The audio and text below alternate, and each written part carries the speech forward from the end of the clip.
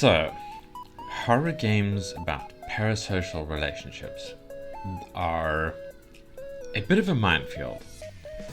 This game is I Hate My Waifu Streamer by Nozori Games, and it makes me a little nervous, and not necessarily in a good way. I want to showcase this game just because of the incredible quality of it, but I'm worried about where it's going, and that's kind of one of my main critiques. And we'll talk about that in the critique section. Why don't we first of all jump into the game and have a look at the gameplay mechanics. I think that'll be a good place to start. So let's jump in and do it. First of all, let's have a look at the settings page. Excellent settings, and the reason why is that this is actually a Ren'py game, and I think this is some of the best manipulation of the Ren'py engine that I've seen. Many full marks plus bonus points for the developers for turning Ren'py into this. I've played a number of Ren'py games, and I haven't quite seen this level of mastery of the way making it look. So yeah, very impressive. Let's jump in, shall we? Let's click start. So the idea behind the storyline is there is a new streamer on Twilk, which is obviously a sort of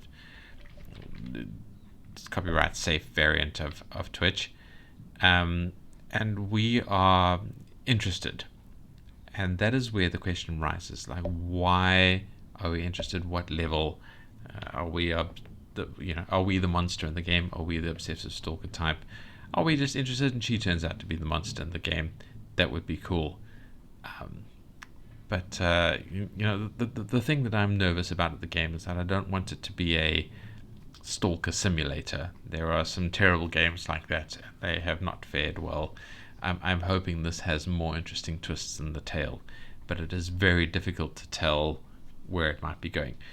But let's jump in and we'll have a look at the gameplay. Let's call ourselves 4K. This is our Twilk account name that we can use to chat. We have X days to get streamer Mio's attention. I don't know if that means 10 or they just haven't bothered putting a number in, because this is just the demo. It's a web-based demo here on itch.io for a game that is going to be on Steam. That's a good one. Right, so this is our basic gameplay window. We have money on the top right. We have no money at the moment. We haven't spent any money yet. We seem to be tracking our simping spendings. And we have a number of applications, and more will be added as the game goes on. So we have mail, and at the moment we have 3 mails where we have signed up for Lines, which is the game we play that gives us money. We have signed up for an online casino where we can get more money randomly, and we have signed up for Twilk so we can follow our waifu. There is also a chat client, but there are no messages in our chat. There is a photos where we only have one photo of Mio, the streamer that we are, I assume, obsessed with. We have music, so we can change the music. We have the actual Twilk client that we can use to go and watch the stream in, but clicking on that will start the stream event and then end the day, and we need to make some money first. So we need to look at our money making things, and this is really interesting. It's a mini game within the game, and it is actually quite fun to play. I'm going to play at the noob level, but the other ones are also quite interesting. You just get more points. Actually, let's play at the normie level.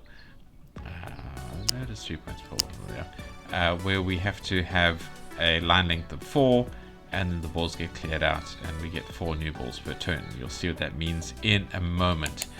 So the idea is that there are balls on the page. We need to try and line them up either horizontally, vertically, or diagonally, 4 in a row. And every time we do line them up, we get points, 4 or more in a row, and we get more points if we manage to line up more in a row. And they disappear. But every time we make a move that isn't deleting a line, more balls are added, and eventually it gets to the point where you can't actually, because to move a ball into a line, it has to have a clear path to it, and as the more balls are added, you start running out of paths to start forming your lines. So for example, I can click on this ball to move it, and I can move it next to one of its own color, and now more balls start appearing. I can get another one in there, and more balls appear. And as you can see, it starts blocking off the line, so we can shift the ball in there, and we form a line, and we get some points, we get some score. And on a move in which we form a line, there are no more balls get added. So let's try and get another line in here. And then when we finish the game one way or another, depending on the score that we have, we make a certain amount of money. So we have 16 points at the moment, so we would make $3. But let's try and play quickly and get a bigger payout, so we can show some of the other mechanisms in the game. Try to line up some yellows. And get some blue lined up here. And you see now I'm starting to block things off here. But we can form a yellow line, we can form a pink line. Those are all the lines that we have. We can prepare to form another yellow line. There's a lot of nice blues clustered in the middle there that we can set up. And, you know, you can play this game sort of very intelligently and start trying to form like preparations of lines. For example, if I form here, he's gone and blocked me there. So let's try and move him out the way.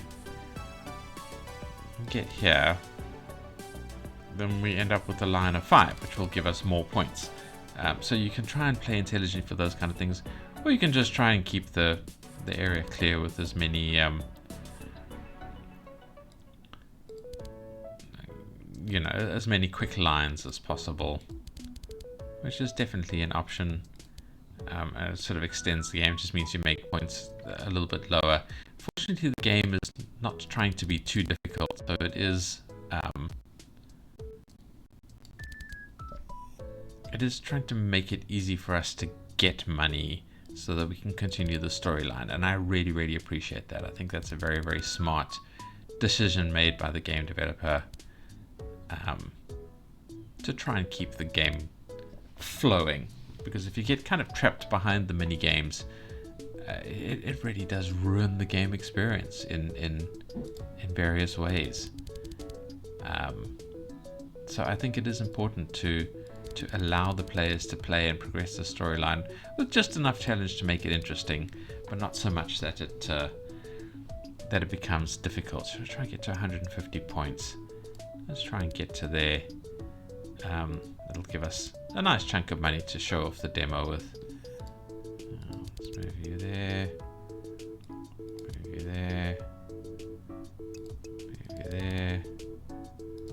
Get in there for a nice 5 score. There we've got 150 points. Let's just make one more just to give us some leeway. There, 158 points. So we get $65, which is good. Which is good. Now we have the money. And we can also play the gambling thing, which is basically just spinning a wheel. It feels like I mostly win doing this. I have had some negative ones. Ooh, plus 300%. That's a good one. We've got a big win there. Unfortunately, we didn't have a very big bet there, so we didn't get too much from it. But that was a nice one. Okay, so that's all of the things that we can interact with at the moment. We have balance of $85, and we can start the stream. And this is where the craftsmanship of this game really comes through. So it warns you here that watching the stream ends the day for us. Once the stream is finished, we won't be able to come back and make any more money until the beginning of the next day. So in the full version of the game, where you have kind of day limits and things like that, obviously that's a valid concern. So this is the stream. It's a nice sort of emulation of the the basics of the Twitch account. We have chat on the right. We have the main stream window on the top. We have a make donation button, and then these over here are the actual our game sort of save controls and things like that, because this is a Ren'py game. So you have the Ren'py kind of save system. We have access to our settings with nice sound controls and things like that, and and then it just comes back to the gameplay. I still can't quite believe this is Ren'py, because it does feel so different. I'm so very impressed. Right, so this is Mio, our obsession. She is chatting to us and doing things. and this is where the game decisions, I think, are made that help us aim towards the multiple endings, because there are multiple endings. And we have decisions like these where we have chat options on occasion, not always, but yeah, there is chat.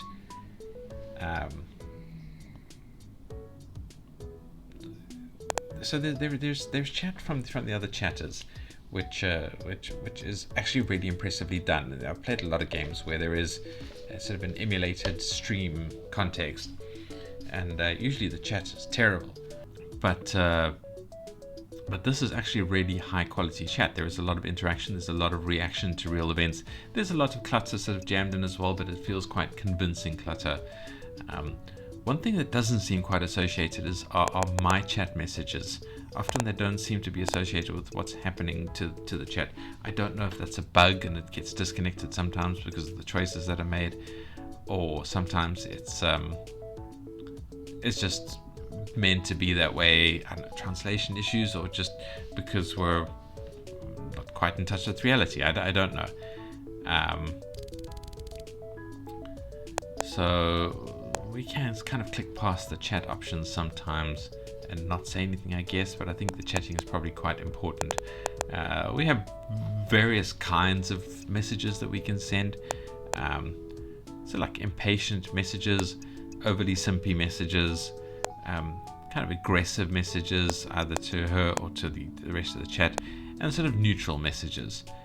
Let's go with the simpy message. Why not? Let's go full simp level. I have to say that in reality I don't like watching streams. I get very bored with them. I do follow certain streamers, especially VTubers, but mostly just through clips, which distill out the funny moments for me. That always entertain me. So yeah, I kind of was worried that this game would be boring enough, like a real stream, that I would get tired with it. Even though it is quite, I suppose, realistic to a certain degree, with the sort of the way you interact with the stream and with chat and things like that. Impressively so for a game. That's difficult to do in a game, and give the player certain levels of choice. But it didn't really get boring. I quite liked it. Anyway, so we can chat with her. I'm not going to read through the chat. It's fairly deep. It's actually quite well written levels of interaction. So the game writing is excellent. So I do recommend coming to play it. The link will be in the description, the usual kind of thing. But we'll run through it quite quickly. You have levels of interaction here. She sort of sets a donation up. There's some negative chatters, there's some positive chatters. A little bit of infighting can start in the stream and those kinds of things. I do recommend coming through and playing it quite slowly and sort of reading through all the chats.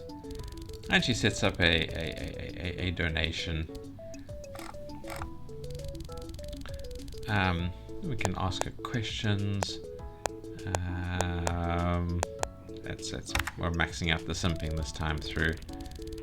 And we can also make a donation. These are our donation options. Let's dump quite a big donation and see what option. Okay, we're going with the simpies. As you can see, there's a bunch of message options that are locked out.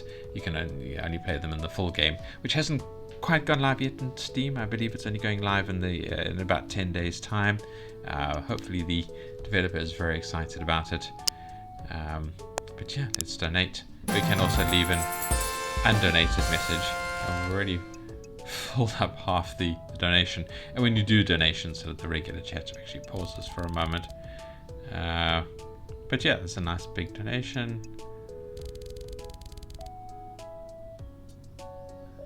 We're being told that we fell for the pretty facade. She's pretending to not get it.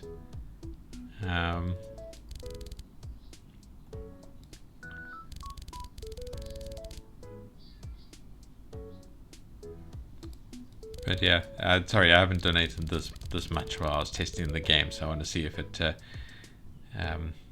gives if how the reactions changed. So she's giving us advice that I think is supposed to be like essentially in-game advice for kind of progressing the game.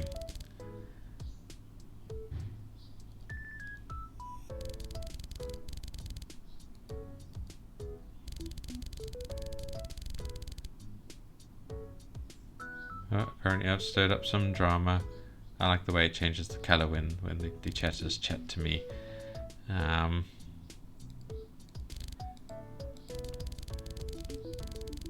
Yeah, anyway, so she was saying that she was memorizing the names, sort of the usual cutesy streamer stuff. And we gave her a compliment and she liked the compliment.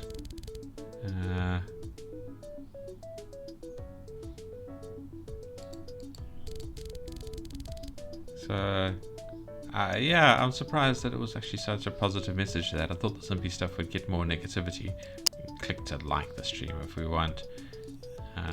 I don't know if that makes a difference. But yeah, I'm guessing that there's a lot of decisions you can make that can lead to different kinds of endings. So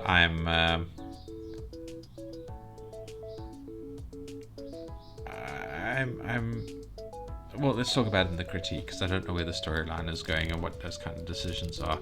Anyway, so let's run through, because there's interesting elements. She talks about how she's getting fat, which is normal streamer girl stuff.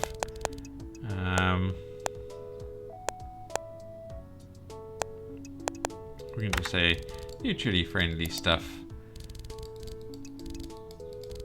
I don't think we get a response to that. She talks about how she used to be a musician, standard modeled streamer. We can say we believe in her. I don't know if we kind of get relationship points or something along those lines in the background based on the number of times she responds to our messages, because sometimes she does and sometimes she doesn't, depending on what is selected. So that might be the game mechanic behind the scenes.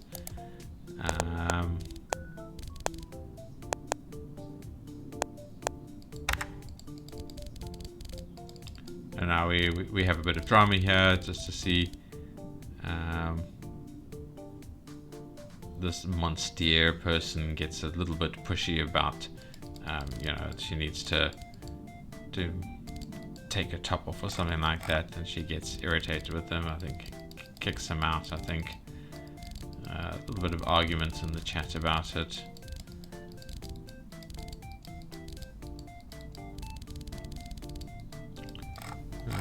But yes, this level of quality, this level of depth in the game design is very impressive.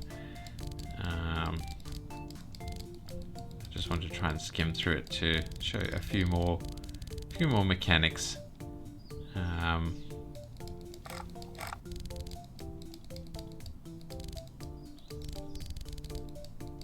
She gets mad about the dude. I'll say she's.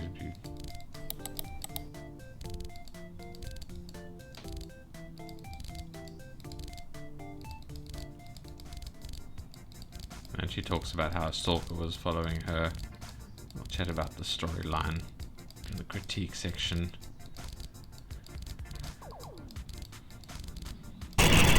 Now we have this moment where something sort of creepy happens, and I'm really interested by that, because I think it might be a suggestion as to where the storyline might go.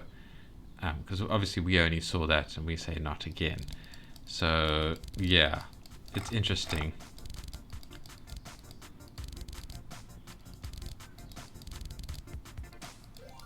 And we get some positive comments from her to us for our comments, so I think we might have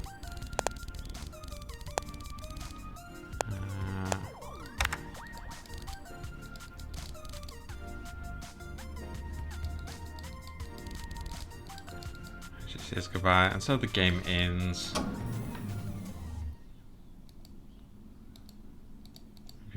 Today you failed to get me his attention. That's a weird statement, because we kind of did get a lot of responses directly, to our chat name. So, I don't know. Again, I'm not quite sure if some of these are kind of buggy, or if we're expected to have gotten a different level of attention or something like that. It's an interesting game mechanic, but it's difficult to judge And I love that sound of the computer starting up. It sounds like an old computer. It's very nostalgic. Anyway, so now we have new things. We've got Reddit that we have, Reddle. Sorry, not Reddit, Reddle that we have downloaded. We can go and have a look at it. And it's the usual kind of trash that you find on Reddit. Some good comments, many terrible comments. We have another link where we can then purchase things to send to her, which she then does open on stream and responds to. And there's other comments. We can also sort of click like on the comments. I don't know if this adjusts the ending. I hope it does. I hope all this kind of thing. We can't chat on Reddle yet. I'm not sure if that's a mechanic that we get access to. And then we've got mails to say that we've downloaded the not Amazon but Amazon, and then there are things here that we can purchase and buy as a gift and send through. We don't have enough money for that. We can go play Lions in the Wheel again and earn that kind of money. And that's it. That's all the gameplay I'm going to show at this point. I hope I've showed just how deep and comprehensive this game is. This is just a demo, so it does end quite abruptly. I think you just get one more day, and then it's the end of the demo. But I do recommend coming to play and just seeing how a well-made game is done and how your choices might change the outcome of things. Yeah, it's really impressive. Really impressive. So if you're just here for the gameplay, thank you for watching. Don't forget to like, comment, and subscribe. Train that YouTube algorithm to show you the kind of things you want and give me a little bit of support. And I'd really love to hear from you guys in the comments. It always brightens my day when I see a comment appear to me. I don't get a lot of them. I'm still quite a small YouTuber. So yeah, I mean, if you want to bring a smile, just say something nice in the comments. Also, it boosts engagement of my videos, so hopefully I'll grow a little bit quicker.